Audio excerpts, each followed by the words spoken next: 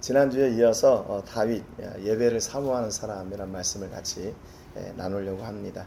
우리 사무엘하 6장 21절 말씀 같이 읽고 말씀의 은혜를 나누겠습니다.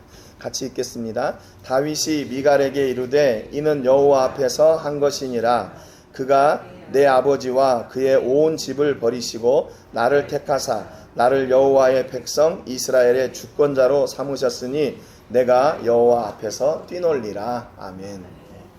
이 말씀은 우리의 가슴을 역시 뛰게 하는 것 같아요. 다윗은 자기 아내 미갈이 하나님 앞에서 자기가 춤추는 것을 보고 야, 어떻게 왕이 그렇게 체면도 못 지키고 그럴 수가 있냐, 속살을 다 드러내고 어떻게 그럴 수 있냐, 야, 난 창피하다, 뭐 이렇게 손가락질하고 조롱을 했는데 다윗은 그 앞에서 변함없이 나는 그것이 하나님 앞에서 한 거다. 나는 하나님 앞에서 뛰노는, 즐거워하는, 춤추는 사람이 될 거다. 그러니까 하나님 앞에서 다윗은 자기가 왕이거나 아니면 자기가 어떤 체면을 차려야 되는 사람이거나 그게 아니라 진짜로 하나님을 기뻐하는 사람으로 내가 그 앞에 서겠다는 그런 결단을, 고백을 하게 된 거죠. 지난주에 이제 다윗이 3만 명의 사람들을 모아가지고 법궤를 이제 옮기죠. 그런데 이제 타작마당 앞에서 소가 놀래가지고 이렇게 뛰니까 법궤가 떨어질 것 같아서 이제 우사가 그것을 탁 잡았단 말이죠. 그런데 죽었어요. 죽었어. 그러니까 이게 선한 일을 하다가 잘못해서 그렇게 일이 생기니까 많은 사람들이 놀랐죠. 이거 안 되겠구나. 이렇게 하면 안 되는 거구나. 그리고 이제 그 법궤를 오벳에돔의 집에 옮겨놨어요. 가드 사람. 근데 거기 이제 어떤 일이 있었냐면 그 하나님의 법궤를 모시고 나서 3개월 동안 그 집에 법궤로 인해서 그 집에 복이 계속 임하는 거예요. 여러분, 그러니까 하나님께서 주시는 복은 그냥 상상 속에 막연한 희망 고문이 아니라 실제로 하나님께서 그 복을 확인할 수 있도록 보이는 복을 주시는 거예요. 여러분, 우리가 보통 복 받았다 그러면 어느 정도 받아야 복 받은 겁니까? 한 3개월 안에 하나님께서 복을 막 주셨어요. 그런데 그것이 믿지 않는 사람들 밖에서 봐도 저 사람은 복 받은 사람이야, 뭐 이런 거 볼 수 있는 정도. 얼마나 많은 복을 받아야 그걸 볼 수 있을까요? 그러니까 우리가 상상할 수 없는 복을 하나님께서 이 법궤를 통해서 오벳에돔의 집 그리고 그의 모든 소유에 그 복을 허락하셨다는 것을 볼 수가 있어요. 그러니까 사람들이 저 집이 예전하고 지금하고 달라진 게 다른 거 없어. 하나님의 법궤가 저 집에 들어간 이후부터 뭔가 달라지기 시작해가지고 지금 와서 보니까 이게 놀라운 복이 그 안에 임하게 된 거죠. 여러분, 그러니까 예수님을 믿는다는 것은 그냥 예수님 믿어 이런 정도가 아니라 하나님의 복이 내 안에 임하게 되고 그 복이 흘러 넘쳐나게 되는 거예요. 흘러 넘치는 거예요. 복이 우리 안에 있을 때는 이게 보일까요? 안 보일까요? 그러니까 나는 복 받았어. 근데 다른 사람들이 볼 때는 아닌 것 같아. 내가 더 받은 것 같은데. 그런데 하나님께서 주시는 복은 우리 안에 그 복이 이렇게 쌓여가지고 흘러 넘치게 되는 거예요. 그래서 다른 사람들이 그 보고 저 사람 복 받았는데 이렇게 보는 거죠. 여러분, 그러니까 하나님께서 우리에게 복을 주실 때 그냥 우리만 잘 먹고 잘 살아라 이렇게 복을 주셨겠어요? 하나님의 기대는 그 일을 통해서, 그 복을 통해서 복 주신 하나님이 드러나기를 원하셔서 그 복을 주셨지 않겠어요? 그러니까 여러분, 우리 삶의 주변을 이렇게 돌아보면 하나님의 복이 필요한 사람들이 있어요. 그러니까 그 복은 단순히 물질적인 복뿐만 아니라 영적인 복일 수도 있고 또는 심리적인 그런 복일 수도 있고, 그러면 우리가 그 사람들에게 어떤 사람들이 돼야 되나? 하나님께서 주신 그 복이 우리로 하여금 흘러 넘쳐서 그 가정에 또 그 사람의 심령에 이렇게 흘러 넘치도록 하는 그런 귀한 통로가 바로 우리들이 돼야 되겠죠. 그러니까 이것은 두 가지인 것 같아요. 하나는 원래부터 나누기를 좋아하는 사람이 있어서 나누는 사람이 있는가 하면, 하나는 배워서 하는 거예요. 배워서. 잘 모르다가 나만 알다가 이제 이것을 나눠야 된다는 것을 알고 나서부터는 그것을 실천하는 거죠.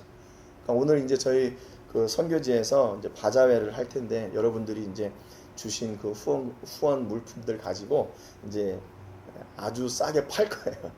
그래서 이제 그 주변에 계시는 분들에게 이제 좀 어려우신 분들 이렇게 저희가 도움을 주려고 하는데, 저는 좀 처음에 우리 성도님들한테도, 로뎀교회 성도님들한테도 당신들이 좀 나눌 수 있는 것을 좀 가져와라 이렇게 얘기할 때 못 가져올 줄 알았어요. 자기들도 힘든데 어떻게 그걸 가져와요. 그런데 성도님들이 우리가 그 박스를 하나 이렇게 걷다 만들어 놨는데 가져와 가지고 거기다가 자기네들이 이렇게 넣어놓는 거예요. 그래서 이분들도 배우면 할 수 있겠구나. 배우면 할 수 있겠구나.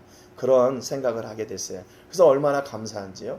그러니까 우리 행복한 교회를 통해서도 하나님께서 우리에게 원하시는 게 뭘까? 우리 집사님 아까 기도하신 것처럼 우리만 잘 먹고 우리만 하나님의 은혜 넘치게 잘 살자, 이게 아니라 우리 교회를 통해서 흘러 넘치는 그 하나님의 기쁨과 감격이 여러분의 삶의 현장에 그대로 흘러 넘치게 되는 그것을 하나님은 너무나 기뻐하실 거예요. 그래서 뭐 할까요? 저 집이 예수 믿더니 바뀌었어. 저 집이 하나님이 함께 하시는 모습을 보더니, 하나님이 함께 하시더니 저 집이 바뀌었어. 이걸 보여드리려고 하는 거죠. 그래서 다윗이 이제 두 번째 결정을 합니다. 법궤를 다시 옮겨야 되겠다.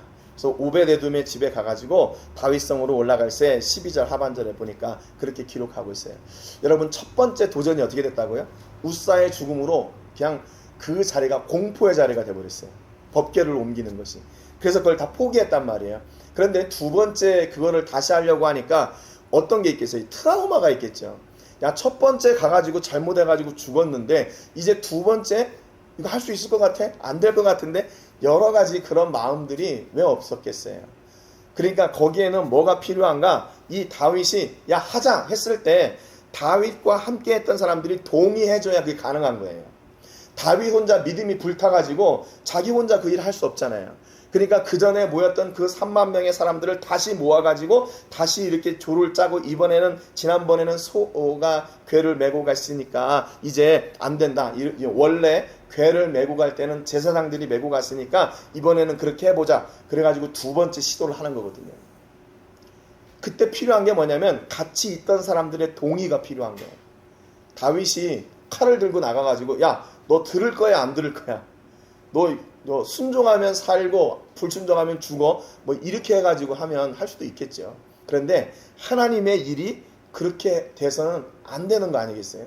하나님의 일이 두려워가지고 무서워가지고 하나님의 일을 하기를 하나님도 원하지 않으시겠죠. 그런데 감사한 것은 두 번째도 사람들을 모아가지고 그 법궤를 옮기려고 하는데 이 사람들이 다 동의를 해줬어요. 함께 그 일을 하기로 하고 그 자리에 다시 성공해요. 어떤 자리가요? 사람이 죽었던 자리에. 사람이 죽었던 자리에 다시 그 두 번째 대상이 자기가 될 수도 있는데 그것을 두려워하지 않고 다시 그 자리에 서서 어떻게 하나? 13절에 보니까 여호와의 궤를 맨 사람들이 6걸음을 가매 다윗이 소와 살찐 송아지로 제사를 드리고 그랬어요. 그러니까 이 사람들이 이제 지금 시험해 본 거예요. 처음에는 소 달구지에다가 가지고 갔다가 두 번째는 제사장들이 이제 그 법궤를 메고 6걸음을 걸어갔는데 아무런 문제가 없었어요. 그러니까 하나님께 감사하게 되는 거죠. 이것은 철저하게 하나님의 말씀을 따라 세워져 가야 되는 거구나. 이게 그냥 옮기는 것이 이삿짐 옮기는 것처럼 그냥 빨리 하고 그런 것이 중요한 게 아니라, 속도가 중요한 게 아니라 하나님이 이루라고 하시는 그 말씀을 이루는 것이 중요한 거구나. 깨닫게 된 거예요. 그래서 6걸음을 걸고 나서 소와 살찐 송아지로 하나님께 제사를 드렸어요. 그러니까 이 법궤의 의미는 뭔가? 하나님이라는 것을 이제 그들이 깨닫게 된 거예요. 하나님이라는 것을.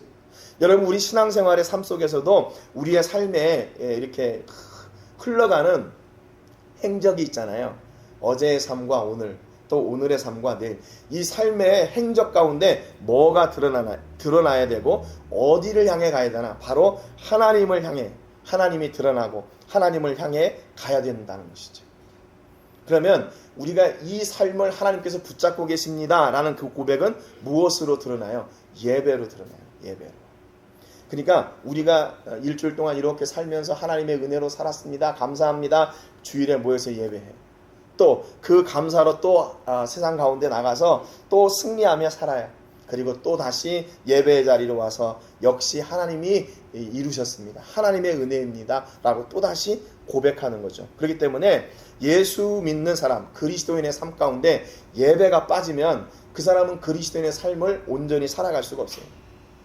그 예배를 통해서 하나님을 대면하고 하나님을 다시 회복하고 하나님을 다시 우리가 옷 입고 나가 세상을 승리할 수 있는 그런 복이 임하게 되는 것이기 때문에 그렇죠. 그러니까 예배는 우리에게 그냥 주일날 한번 이렇게 와서 뭐 교제하고 그런 정도가 아니라 하나님께서 우리에게 완전히 새 힘을, 새 능력을 부어주시고 허락해 주시는 시간이에요. 그래서 새 옷을 입고 다시 세상 가운데 나가서 승리하는 하나님의 사람으로 세워지는 것. 그래서 내 뜻과 내 의지대로 사는 것이 아니라 하나님의 뜻과 하나님의 인도하심을 따라 살게 되는 그 힘을 다시 회복하는 것이 바로 예배입니다. 14절에 보니까 다윗이 여호와 앞에서 힘을 다하여 춤을 추는데 그때 다윗이 배 에봇을 입었더라 그랬어요. 하나님 앞에 찬송하고 예배하니까 다윗이 어떻게 돼요? 너무 기쁜 거예요. 예배를 드리고 나면 어떻게 해야 될까요? 예배를 통해서 우리는 새 힘을 얻어야 돼요. 그런데 어떤 때는 예배를 드리고 나면 부담이 될 때가 있죠. 우리는 이렇게 살아야 됩니다. 하나님이 이렇게 하시고 이렇게 해서 우리는 이렇게 살아야 됩니다. 근데 나는 못 사는 것 같아요. 그러니까 예배를 드리면 마음에 부담이 되고 힘이 들고 나는 이렇게 안 사는데 못 사는데 그럼 나는 안 되겠네 이렇게 낙심될 때도 있단 말이죠. 근데 그것은 그 말씀을 잘 못 받은 거예요. 잘 못 받은 거. 내 허물이 드러나고 내 상처가 드러나고 내 제한된 그런 힘이 드러난다 할지라도 내 연약함이 드러난다 할지라도 그 앞에서 하나님이 그걸 왜 드러나게 해주셨겠어요? 그것을 바꾸셔서 다시 힘을 주시려고 보내주신 거 아니겠어요? 그러니까 우리는 예배를 통해서 그 말씀이 내 안에 상처가 되든지 내 안에 또는 낙심이 되게 하는 말씀이든지 간에 그 말씀을 통해서 우리는 무엇을 회복해야 되나? 이렇게 하나님 앞에 기쁨을 회복해야 돼요. 그러니까 예배의 시작은 세상의 짐과 무거운 짐 뭐 이렇게 다 가꿀 수 있어요. 예배의 끝은 어떻게 되나? 기쁨이 가득해야 돼요. 기쁨이. 예? 여러분 혹시 어떠세요? 예배 드리기 전과 드리기 후 별로 이렇게 차이가 없어요? 없으신가요? 아니면 예배를 드리고 나면 더 힘이 빠지고 낙심되고 그러나요? 그건 이제 물론 저의 문제도 있겠죠. 여러분들을 부담스럽게 한 그런 문제도 있겠죠. 그러나 하나님께서 원하시는 것은 우리가 그 예배를 통해서 기쁨을 회복하기를 원하세요. 그렇지 내가 전에는 이렇게 해서 좀 넘어지고 쓰러지고 낙심됐는데 다시 힘을 얻어서 다시 시작해봐야지. 그 새 힘을 주시는 것이 바로 그 예배라는 거예요. 여러분 이 예배를 통해서 하나님께서 주시는 이 놀라운 은혜와 복을 회복하는 복이 있기를 주님의 이름으로 축복합니다. 그래서 다윗이 그 힘을 얻어서 어떻게 했어요? 힘을 다하여 춤췄어요. 하나님 앞에 춤췄어요. 근데 문제는 뭐였냐면 그때 다윗이 입은 옷이 뭐였냐면 베에봇이라는 옷이에요. 베에봇. 제사장들이 그때 옷을 입을 때 이런 옷들을 입었어요. 사진에 보니까 제일 안에 그 속바지 고이라는 것을 입었고 그 위에 속옷과 이제 띠를 이렇게 띄었어요. 그리고 에봇 받침 겉옷을 저 위에다가 이렇게 덧입었습니다. 그리고 이 에봇이라는 건 뭐냐면 우리 앞치마 같은 거예요. 앞치마 같은 거. 그래서 대제사장이 이 앞치마와 같은 이 옷을 입을 때 그 위에다가 입는 겉옷이에요. 겉옷. 그리고 그 위에다가 허리를 띠고 그 밖에 이제 판결 흉패라는 12개의 돌이 달린 그 옷을 이렇게 입는 겁니다. 그러면 이게 그 다음에 보면 제사장 옷이 이렇게 완성이 돼요.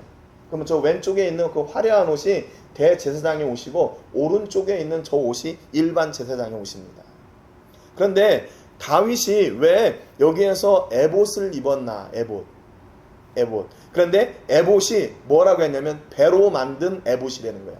그러니까 에봇은 제사장들이 대제사장이 입는 옷이고 에봇은 그냥 일반 제사를 섬기는 사람들이 그 안에 뭐가 묻지 말라고 그냥 그 겉에다가 입는 거예요.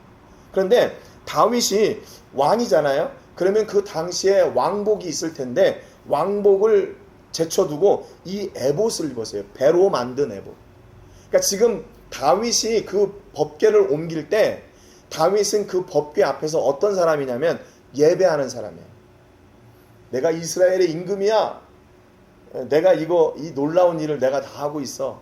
이렇게 자랑하는 사람이 아니라 자기도 많은 백성들과 똑같이 예배자로 그 하나님의 법궤 앞에 예배자로 선 거예요.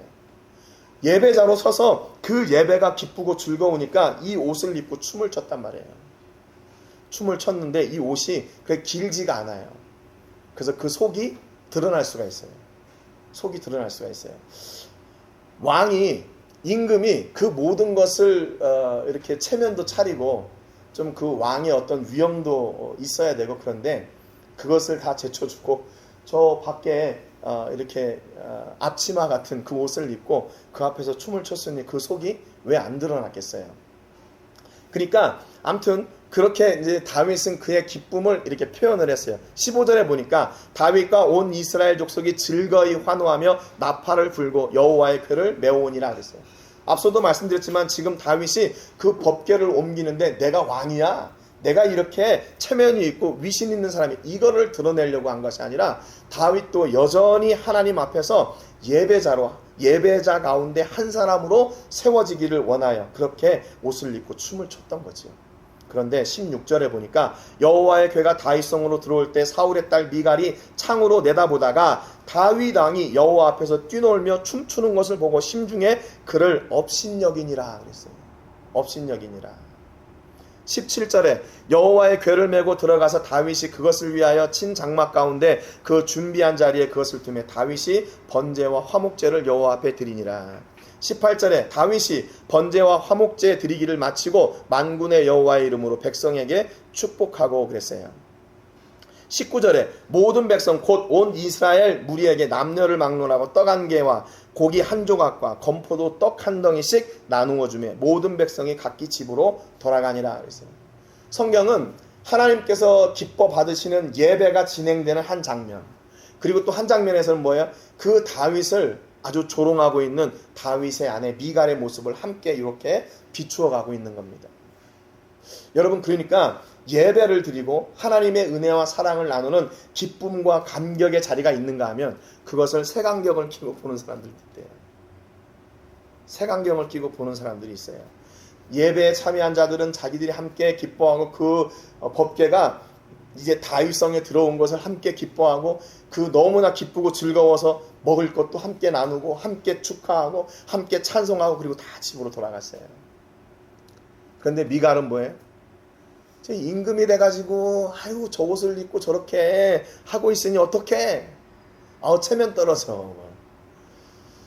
그냥 이 시선이 똑같은 환경인데 그 시선이 어디에 있느냐에 따라서 한 사람은 기쁨을 누리는 사람이 되는가 하면 또 한 사람은 마음의 불평과 원망이 가득한 사람이 되는 거죠. 이 또 두 가지 사건이 아니라 똑같은 사건이에요. 그런데 내 안에 계신, 내가 무엇을 모시고 있나, 내 안에 하나님이 계신 사람은 그 일이 기쁘고 즐겁고 정말 행복한데, 그러지 않은 사람, 색안경을 끼고 있는 사람은 그것을 보고 너무 불편한 거예요. 불편한 거. 그랬더니 20절에 다윗이 자기의 가족에게 축복하러 돌아오매 사울의 딸 미갈이 나와서 다윗을 맞으며 이르되 이스라엘 왕이 오늘 어떻게 영화로우신지 방탕한 자가 염치 없이 자기의 몸을 드러내는 것처럼 오늘 그의 신복의 계집종의 눈앞에서 몸을 드러내셨도다. 아주 적나라하게. 이게 하나라도 틀린 말이 있어요? 없어요. 정확해요. 그 미갈의 시선은 너무나 정확하고 합리적이고 뭐 틀린 말이 하나도 없어요. 이스라엘 왕이 오늘 어떻게 영화로우신지 방탕한 자가 염치 없이 자기의 몸을 드러내는 것처럼 오늘 그의 신복의 계집종의 눈앞에서 몸을 드러냈다. 그러니까 왕의 자리에 있다가 이 사람이 그 배 옷을 입고 왕복도 벗어버리고 자기가 하나님 앞에 일반 사람이 돼서 그 옷을 제대로 관리도 못하고 춤추다가 몸이 드러났으니 이게 얼마나 창피한 일인가, 그거예요. 틀린 말이 하나도 없어요. 이 여성분들의 시선이 좀 정확한 것 같아요. 남성들의 시선보다 여성들의 시선이 좀 정확한 것 같아요. 원래 그 감성적이거나 이런 이렇게 상상력이 풍부한 건 여성분들이라고 생각을 하잖아요. 근데 아닌 것 같아요. 이 상상력이 풍부하고 이렇게 좀 이렇게 너그럽고 한 건 남자분들이 좀 그런 것 같아요. 근데 여성분들은 굉장히 논리적이고 굉장히 시각적이고 굉장히 직시적이에요. 그래서 때로는 여자 말을 들어야 될 때도 있더라고요. 이렇게 살다 보니까 그런 때가 있더라고요. 요 사울의 딸 미갈이요 너무 정확하게 봤어요. 정확하게 봤어요. 이스라엘 왕이 어떻게 그럴 수가 있나. 왕의 체면을 좀 지켜야 되지. 이게 맞는 말이잖아요. 그런데 이게 미갈은 그 안에 하나님이 주시는 그 기쁨이 없었을 뿐이고 다윗에게는 하나님이 주시는 기쁨이 있었으니까 그 똑같은 상황을 받아들이는 그 마음이 이게 달라진 거예요. 달라졌어요. 21절에 보니까 다윗이 우리가 읽었던 오늘 본문의 이야기를 합니다. 다윗이 미갈에게 이르되 이는 여호와 앞에서 한 것이니라 그랬어요. 야, 너는 지금 이렇게 내가 이스라엘의 왕으로 대표자로 이렇게 선 것 같지? 아니야. 나는 일반 사람들과 똑같이 나는 하나님 앞에서 내가 선 거야. 그래서 내가 왕복도 벗어버리고 배 옷을 입었어. 나는 하나님 앞에 지금 예배자로 선 거야. 이렇게 고백하는 거죠. 여러분 그렇잖아요. 예배를 드리는데 내가 세상의 어떤 지위, 명예 그거하고 예배하고 무슨 상관이 있어요? 그렇잖아요. 내가 하나님 앞에 설 때는 나도 똑같이 예배자로 서는 거예요. 아니 하나님보다 더 높은 사람이 어디 있어요 세상에서. 그렇잖아요. 그러니까 우리가 하나님 앞에 예배하는데 왕이라 할지라도 예배자는 예배자인 거예요. 그러면 그 예배자라는 의미가 뭡니까? 하나님을 최고로 모시고 하나님을 섬기는 사람, 그분을 찬송하는 사람, 그분 앞에 엎드리는 사람이 된다는 의미잖아요. 다윗은 자기가 임금이었지만 하나님 앞에 철저하게 예배자로 서기를 원했어요. 가끔 교회에서 이렇게 처음 오시는 분들 이렇게 물어보면 어떻게 처음 오시면 그냥 우리는 보통 성도님 그러잖아요. 아니면 형제님, 자매님 이렇게 부르잖아요. 근데 세상에서 조금 이렇게 지위가 있는 분들이 교회 오시면 그분들은 그런 호칭을 굉장히 부담스러워 하더라고요. 사장님이 더 좋아요. 사장님, 대표님 뭐 이런 거. 그런 게 더 좋다고 얘기하시는 경우가 있어요. 저도 깜짝 놀랐어요. 그래서 이제 그러면 어떻게 불러드리면 좋으세요? 그랬더니 사장님, 대표님 이런 걸로 불러주면 좋겠대요. 교회 대표님은 하나님이신데 대표라고 하겠다고. 그래서 그냥 대표님 불러드린 적도 있어요. 그러니까 이게 내가 하나님 앞에 나왔는데 내가 여전히 세상의 것을 이렇게 못 놓고 있는 거예요. 그게 더 좋은 것처럼 보이고 그게 더 귀한 것처럼 보이는 거죠. 그런데 예배자로 선다는 것이 그래서 여러분 아무나 예배자로 설 수 있는 게 아니에요. 하나님의 은혜 앞에 서고 그분의 은혜를 바란다는 것은 내가 뭔가 지금 부족하다 그렇게 생각되니까 하나님의 은혜가 필요하다고 얘기하는 거 아니에요. 그런데 난 세상에서 아무런 필요가 없어. 세상에 내가 이렇게 뭔가 이렇게 막 부족한 게 없어. 그러니까 하나님을 찾아야 될 이유도 없는 거죠. 여러분 얼마나 행복한 사람이에요, 그 사람이요? 아니에요. 불행한 사람이에요. 불행한 사람. 세상에 있는 것들을 다 누리는 것처럼 보이지만 진짜 누려야 될 하나님은 못 누리고 있잖아요. 그러니까 이게 세상으로 볼 때는 부족함이 없는데 하나님 입장에서 보면 너무 불쌍한 거예요. 너무 불쌍한 거예요. 여러분 우리는 무엇을 누리고 있습니까 지금? 세상의 것이 아니라 우리에게 그 세상을 이기는 힘과 능력을 더해 주신 그 하나님을 누리고 있는 사람들이죠. 여러분 그렇다면 그것으로 얼마나 감사한 거예요. 얼마나 감사해요. 나는 하나님 앞에서 한 거다. 21절 그 중반절에 보니까 그가 네 아버지와 그의 온 집을 버리시고 나를 택하사 나를 여호와의 백성 이스라엘의 주권자로 삼으셨으니 그랬어요. 그러니까 다윗이 이스라엘의 왕이 된 것이 사울이 그를 택하고 또 그의 딸을 아내로 줘서 된 것이 아니라 그 모든 일이 하나님이 이루신 일이다. 다윗이 그렇게 고백하는 거예요. 여러분 그러니까 늘 말씀드리잖아요. 우리가 이렇게 와서 하나님을 예배하고 한자리에 앉아서 하나님을 찬송하고 하고 있는 이게 우연히 된 일이 아니라는 거예요. 우연히 된 일이 아니에요. 우연히 된 일이 아니라 하나님의 철저하신 계획하심 가운데 우리가 순종하여 그 마침내 순종의 자리에 서서 하나님을 온전히 찬송하는 예배자로 설 수 있게 된 거예요. 그래서 다윗이 마지막에 내가 여호와 앞에서 뛰놀리라. 내가 여호와 앞에서 뛰놀리라. 춤추겠다 그 말이에요. 나는 계속해서 나는 춤출 거다. 하나님 앞에서 나는 계속해서 춤출 거다 그 말이죠. 여러분 이게 얼마나 충격적인 이야기입니까? 충격적인 이야기. 내가 왕으로 근엄하게 사람들로부터 대접받고 이것이 나는 더 좋은 것이 아니라 나는 하나님 앞에서 어린아이와 같이 하나님께서 주신 그 기쁨과 은혜를 마음껏 누리는 춤추는 사람이 될 거야. 나는 하나님 뒤에서 백댄서가 돼가지고 하나님이 앞에 갔을 때 나는 그 뒤에서 그 기쁨과 즐거움을 마음껏 춤추는 사람이 될 거야. 여러분, 이 고백이 여러분과 저의 고백이 되기를 주님의 이름으로 축복합니다. 여러분, 얼마나 기쁠까요? 하나님이 우리 앞에서 하나님의 은혜를 막 열어가시고 그 축복의 문을 열어가시는데 우리는 그 뒤에 하나님이 열어가시는 그 축복의 문을 기쁨과 감격으로 따라가는 거예요. 여러분, 이보다 더 좋은 일이 어디 있어요? 이보다 더 기쁘고 행복하고 즐거운 일이 어디 있습니까? 여러분, 그러니까 우리가 예배를 통해서 하나님을 기뻐하고 즐거워할 수 있는 이유, 너무나도 그냥 마땅한 일 아니에요? 그 하나님께서 우리에게 예배를 통해서 놀라운 일을 부어주시는데 그 은혜를 경험한다면 마땅히 뛰어놀 수 있죠. 마땅히 기뻐할 수 있죠. 여러분, 오늘 여러분의 삶을 통해서 여러분 주변을 한번 돌아보세요. 기뻐할 일이 많습니까? 아니면 슬퍼할 일이 많습니까? 이것도 우리의 시선이 무엇을 찾아내느냐에 따라 달라지는 것 같아요. 어떤 분들은 흠을 잘 찾아내요. 아픔을 잘 찾아내고 나의 불가능한 것 같은 그런 부정적인 환경들을 잘 찾아내요. 근데 거기는 기쁨이 있을 수가 없어요. 어떤 사람이 기쁘고 즐거운 사람인가? 그럼에도 불구하고 그래요. 내 삶을 돌아보니까 가망이 별로 없는 것 같아. 능력도 별로 없는 것 같아. 그러니까 잘하는 일도 별로 없는 것 같아. 그런데 감사한 것은 하나님이 능력 없는 내 안에 계시기에 그분으로 말미암아 안 되는 일들이 되게 하고 얽혔던 일들이 풀어져 나가게 되고 내가 할 수 있는 것보다 더 놀라운 역사들이 일어나게 하시는 그 하나님 때문에 내가 기쁘고 즐거워하는 거죠. 여러분, 우리가 하나님 앞에서 이렇게 기쁘고 즐거워하고 춤추기를 쉬지 않는 여러분 되시기를 주님의 이름으로 축복합니다. 혹시 여러분들 좀 죄송한 얘기지만 나이트클럽 가본 적 있으세요? 저희 때는 디스코 클럽이라고 디스코 클럽. 그러니까 제가 대학교 1학년 때 이렇게 학기 시작하기 전에 이렇게 가서 이렇게 노는 데 있잖아요. 우리 군산에 아주 유명한 디스코 클럽이 있었는데 그 중에 그 초등학교 친구가 저희 대학교에 저희 같은 학과에 온 거예요.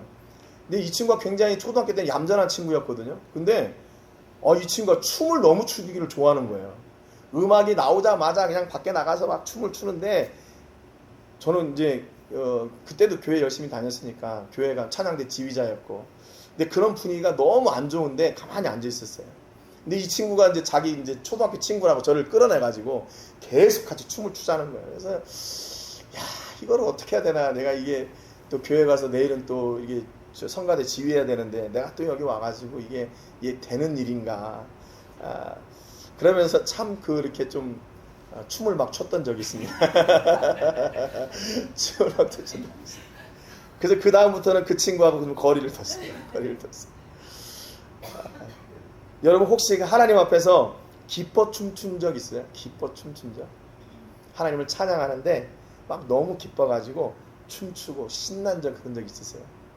우리가 좀 그런 기쁨과 은혜를 회복하는 한 주가 되시기를 주님의 이름으로 축복합니다. 아니, 세상의 노래들도 나오면 막 이렇게 씨 나가지고 몇 시간 동안 이렇게 춤을 추는데 우리가 하나님으로 말미암아 기쁘고 즐겁고 행복한 사람이라면 여러분, 그 춤이 끊어질 시간이 있겠어요? 그냥 여전히 우리는 계속 춤을 춰야 마땅한 사람들인데 너무나 근엄하게 이렇게 자리를 지키고 있는 게 아닌가 그런 생각이 들어요. 다윗과 같은 내가 여호와 앞에서 춤추는 걸 쉬지 않을 거야. 나는 하나님 앞에 기쁨으로 춤추는 이 자리를 놓치지 않을 거야 라는 그런 결단이 여러분 앞에 세워지시기를 주님의 이름으로 축복합니다. 그러면서 사무엘하 6장 22절에 보니까 내가 이보다 더 낮아져서 스스로 천하게 보일지라도 네가 말한 바 계집종에게는 내가 높임을 받으리라.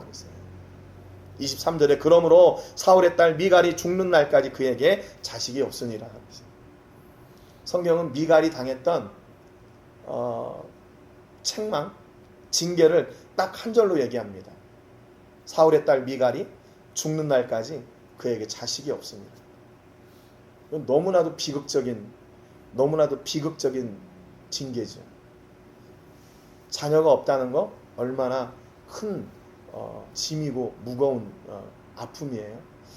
그러니까 우리는 가끔 그런 게 생각해요. 이렇게 남녀가 이렇게 커가지고 장성해가지고 가정을 이루면 아기는 마땅히 있어야 된다 이렇게 생각해요. 근데 여러분, 자녀도 하나님이 복 주시지 않으면 안 되는 거예요. 하나님이 복 주시지 않으면 자녀를 얻을 수가 없습니다. 철저하게 저도 그런 거를 제가 95년 2월에 결혼했는데 맞죠? 2월 맞죠? 처음 한 거라 잘 잊어버릴 수도 있어요. 3월? 3월. 3월 25일 맞네. 고난주간 그때 결혼했는데 95년 3월 25일 결혼했는데 저희 아들이 97년생이거든요. 그러니까 좀 이렇게 시간이 가다 보니까 이게 내가 문제인가 집사람이 문제인가 좀 한약도 해먹고 병원에 가서 이렇게 진단도 받아보고 그랬어요. 그리고 이제 아기를 얻게 됐는데 그러면서 제가 실제로 경험한 게 뭐냐면 이게 남녀가 성장해가지고 결혼한다고 해서 이게 아기가 그냥 생기는 게 아니구나. 이게 하나님의 계획하신 가운데 있는 거구나. 그런 것을 이렇게 깨닫게 됐어요. 여러분 그러니까 우리의 삶 속에서요 하나님을 기뻐할 때 하나님은 어떤 복을 주시나 기적적인 복을 주십니다. 기적적인 복을 주세요. 우리가 그냥 생각할 때 저런 복 정도야 뭐 이렇게 할 수 있겠지라고 하는 그 복의 수준, 그 한계를 뛰어넘는 복을 주세요. 여러분 하나님을 기뻐하시는 여러분 되시기를 주님의 이름으로 축복합니다. 하나님을 기뻐하시고 하나님께서 우리에게 복 주시는 기적적인 복을 누리시고 또 그걸 마음껏 나누고 선포하는 그런 축복의 통로들이 되시기를 주님의 이름으로 축복합니다. 그렇지 않아요? 그래야 세상 믿지 않는 사람들이 야, 저 집은 예수 믿더니 팔자가 달라졌다 뭐 이런 얘기 있잖아요. 아니 그런 복을 좀 누려야 되지 않겠어요? 하나님은 우리를 통해서 오늘도 이런 기적의 복을 주시기를 원하세요. 그 기적의 복을 누리는데 우리가 어떤 기적적인 일을 행하는 것이 아니라 이 다윗처럼 하나님을 기뻐하고 즐거워하는 그 일을 통해서 하나님은 우리에게 기적적인 복을 허락해 주십니다. 우리 모든 성도님들의 삶 속에서 이 한 주간 하나님을 마음껏 기뻐하고 즐거워하시고 혹시 기회가 되시면 집에서 밤에 주무시기 전에 이게 제 춤을 좀 추시는 그래서 하나님 앞에 내가 오늘도 예배자로 살고 하나님 앞에 기쁨과 즐거움을 드리는 하나님의 자녀로 사는 그런 은혜가 있기를 바라요. 그러니까 그런 얘기 지난번에도 말씀드렸잖아요. 우리 이나가 저 이렇게 누워있는데 제가 하나님 앞에 기쁨이 되고 부모님에게 기쁨이 되는 거는 제가 일어나서 막 말을 막 하거나 뭐 이렇게 한 게 아니라 그 엄마 보고 막 웃고 깔깔거리고 그것 하나로 기뻐하는 거 아니에요? 말을 못해도. 근데 그것으로 드러나는 거예요. 하나님이 우리를 보시고 어떻게 기뻐하실까? 어떻게 기뻐하실까? 내가 오늘도 하나님 때문에 기쁩니다. 내가 오늘도 하나님 때문에 하루를 이렇게 감사로 살았습니다. 내가 이렇게 어려운 일들이 있었지만 어려운 것에 내 마음을 뺏기지 않고 하나님이 주시는 소망으로 다시 그 일들을 내가 시작하게 하셔서 감사합니다. 이런 감사와 감격이 여러분 안에 넘쳐나고 여러분의 그 감사와 감격이 여러분의 주변과 여러분의 가정과 자녀들과 사업과 직장 위에 풍성하게 넘치시기를 주님의 이름으로 축복합니다. 기도하겠습니다. 하나님 아버지 감사드립니다. 오늘 다윗의 고백을 통해서 다윗이 철저하게 하나님 앞에 예배자로 서서 하나님을 기뻐하고 즐거워하는 사람이 되게 하신 것을 저희가 봤습니다. 하나님, 오늘도 저희가 어떤 사람으로 하나님 앞에 서야 될지 다시 결단합니다. 하나님, 우리가 부족하고 연약하고 어려운 일들도 많이 있지만 우리의 시선이 그런 부정적인 것들에 매여 있지 않고 우리를 오늘도 건강하게 세우시고 하늘의 복과 은혜를 더하여 주시는 하나님께 시선을 두며 하나님을 기뻐하고 즐거워하는 사람 될 수 있도록 성령의 능력과 은혜로 함께해 주시니 감사합니다. 하나님, 우리 삶의 현장에서 나는 하나님 앞에 이렇게 기쁨과 즐거움으로 예배하는 사람, 하나님께서 주시는 은혜를 마음껏 전하는 춤추는 사람이 되겠다 고백한 이 다윗의 고백이 오늘 우리의 고백이 되게 하시고 한 주간 우리의 고백이 되게 하셔서 하나님을 기뻐하고 즐거워하는 사람 되게 하시고 하나님의 복을 마음껏 전하고 누리고 아버지 그 은혜를 선포하는 축복의 통로들이 되게 하여 주시옵소서. 하나님, 오늘도 함께하며 예배했습니다. 우리의 중심에 하나님이 계시고 하나님을 바라고 하나님을 누리게 해주셔서 감사합니다. 마음과 뜻과 정성을 다해서 하나님을 온전히 예배하는 한 주가 되게 하여 주시고 예배하는 가운데 주시는 놀라운 복과 은혜가 우리 모든 성도님들 가운데 임하게 하여 주시고, 그 은혜를 또한 고백하고 선포하고 나누는 축복의 통로들이 되게 하여 주시옵소서. 하나님, 오늘도 저희가 마음과 정성과 뜻을 다하여 예배했고 또 물질을 구별해 하나님께 드렸습니다. 드려진 예물이 하나님께는 영광이 되게 해주시고 드린 저희들에게는 보람과 축복의 통로가 되게 하여 주시옵소서.